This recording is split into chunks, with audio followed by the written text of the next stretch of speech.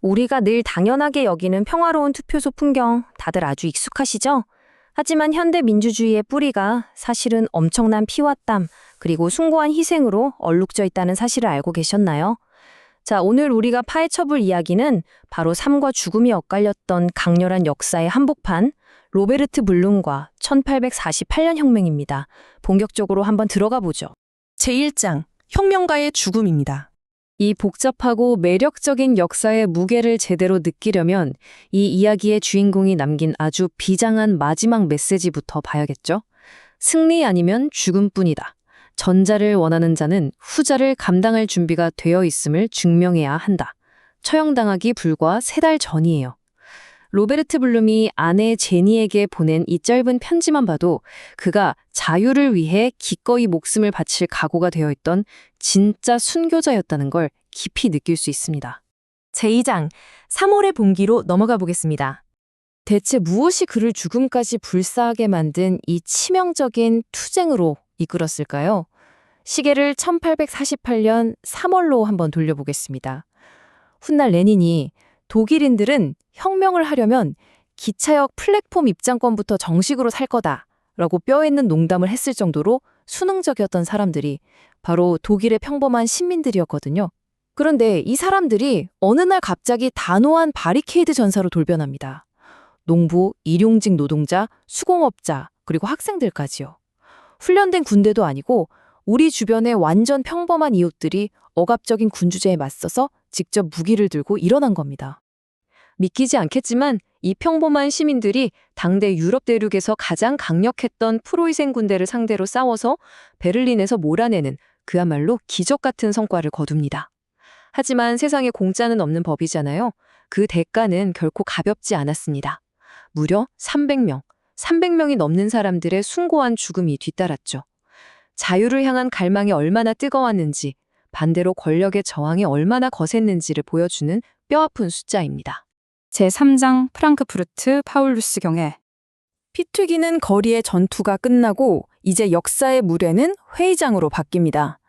독일 역사상 최초의 민주적 실험이 시작된 거죠. 역사상 처음으로 독일인들이 자유롭고 비밀이 보장되는 평등한 선거를 통해 투표소로 향했습니다. 이전의 전제군주제를 생각하면 진짜 상상도 못할 엄청난 진전이었죠. 직업적으로 독립적인 남성의 80%가 투표권을 가졌거든요. 물론 나머지 20%의 남성과 모든 여성이 배제되었다는 아주 뚜렷한 한계는 있었습니다. 그래도 첫 술에 배부를 순 없듯이 분명 민주주의를 향한 거대한 첫걸음이었습니다. 그리고 마침내 1848년 5월 18일 대망의 첫 자유선출 국민의회가 문을 엽니다. 독일 민주주의가 탄생하는 역사적인 순간이죠. 여기서 우리의 주인공 로베르트 블룸이 제대로 두각을 나타냅니다. 신문 기사랑 책, 그리고 엄청나게 열정적인 연설로 낡은 지배체제를 마구 압박하면서 이른바 예비의회의 부의장으로서 이 초기 민주주의 실험을 이끄는 가장 핵심적인 목소리가 됩니다. 자, 여기서 정말 흥미로운 사실 하나 알려드릴까요? 우리가 오늘날 정치 뉴스 볼 때 매일같이 듣는 단어들 있잖아요. 그게 바로 이때 탄생했습니다. 파울루스 교회에 모인 의원들이 각자의 정치적 성향에 따라 자리를 잡았거든요. 단상에서 바라봤을 때 급진적인 개혁과 공화국을 원했던 사람들은 왼쪽에, 온건한 변화를 원했던 사람들은 중앙에, 그리고 보수적이고 군주와의 타협을 찾던 사람들은 오른쪽에 앉았습니다. 네, 맞습니다. 좌파, 중도, 우파, 현대 연방하원을 비롯해서 전 세계가 쓰는 이 정치 스펙트럼이 바로 1848년의 좌석 배치에서 시작된 겁니다. 진짜 신기하죠?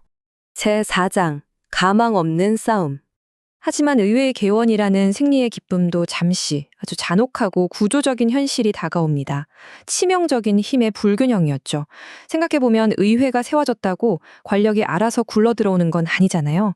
한쪽에는 위대한 민주적 비전을 품었지만 실제적인 무력이나 통제력이 아예 없는 선출의회가 있었습니다.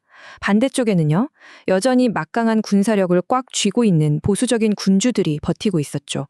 특히 프로이센의 프리드리히 빌헤름 4세 같은 군주들은 의회의 민주적인 결정에 고분고분 굴복할 생각이 눈꼽만큼도 없었습니다. 아무리 훌륭한 민주적 아이디어가 있어도 총칼 앞에서는 철저히 무기력할 수밖에 없었던 게 그 당시의 냉혹한 현실이었습니다. 그 희망에 부풀었던 민주주의의 꿈은 정말 믿을 수 없을 만큼 순식간에 폭력의 소용돌이 속으로 빨려 들어갑니다. 흐름을 한번 보실까요? 5월의 축제 분위기 속에서 프랑크푸르트 의회가 열렸는데 불과 5개월 뒤인 10월에 빈에서 다시 혁명의 불길이 치솟아요. 그리고 거기서 한 달도 채 지나지 않은 11월 9일 로베르트 블룸이 처형당하고 맙니다. 역사의 톱니바퀴가 너무나도 빠르고 잔인하게 굴러가 버린 거죠. 공화국이라는 자신의 비전이 의회의 보수적인 다수결에 밀려 기회를 잃어가는 걸 본 블룸은 1848년 10월 혁명이 다시 불타오른 빈으로 급히 달려갑니다. 그는 더 이상 연단에서 말만 하는 연설가가 아니었어요. 제국의 운명에 걸린 바로 그곳에서 직접 무기를 들고 압도적인 합스부르크 제국의 정규군에 맞서 싸웁니다. 하지만 애석하게도 황제군의 그 막강한 화력을 이겨낼 순 없었고 결국 체포되고 맙니다. 로베르트 블룸의 마지막 날들을 보면 당시 보수 군부 세력이 민주주의를 대체 어떻게 생각하고 취급했는지 아주 적나라하게 알 수 있습니다. 그들은 선출된 위원으로서 블룸이 당연히 받아야 할 면책 특권을 그냥 완전히 깡그리 무시해버렸습니다. 불법적으로 군사 감옥에 가둬버리더니 서둘러 사형 선고를 내리고 결국 총살대에 세워버렸죠. 법이고 민주적 권리고 나발이고 총구 앞에서는 그냥 한낱 종이 쪼가리에 불과했던 겁니다. 제5장 민주주의의 유산. 블룸의 죽음 이후 다음 해에 파울루스 교회 의회마저 해산되면서 자유로운 독일 통일의 꿈은 그렇게 산산조각 나는 듯 보였습니다. 하지만요, 이 이야기는 여기서 단순한 실패담으로 끝나지 않습니다. 블룸의 동지였던 프란츠 옐리네크가 그의 죽음 직후에 이런 아주 강력한 말을 남겼습니다. 사상은 총살할 수 없다. 맞습니다. 군주들의 총칼이 로베르츠 블룸이라는 한 인간의 숨통은 끊어놨을지 몰라도 그가 세상에 퍼뜨린 1848년의 민주주의적 이상과 자유의 비전만큼은 결코 죽이지 못했습니다. 그 사상은 끈질기게 살아남아서 지금 우리가 아는 현대 독일에 이르기까지 모든 민주주의와 자유를 향한 투쟁의 변함없는 롤모델이 되었으니까요. 자, 그럼 마지막으로 여러분께 묻고 싶습니다. 1848년 로베르트 블룸이 자신의 목숨까지 턱 바쳐가며 쟁취하고자 했던 그 소중한 민주적 권리들. 오늘날 여러분은 그 권리를 과연 어떻게 사용하고 계신가요? 이 질문을 가슴에 한번 깊이 품어보시길 바라면서 오늘 해설은 여기서 마무리하겠습니다. 끝까지 함께해 주셔서 감사드리고요. 다음 시간에도 아주 흥미진진한 이야기로 찾아오겠습니다.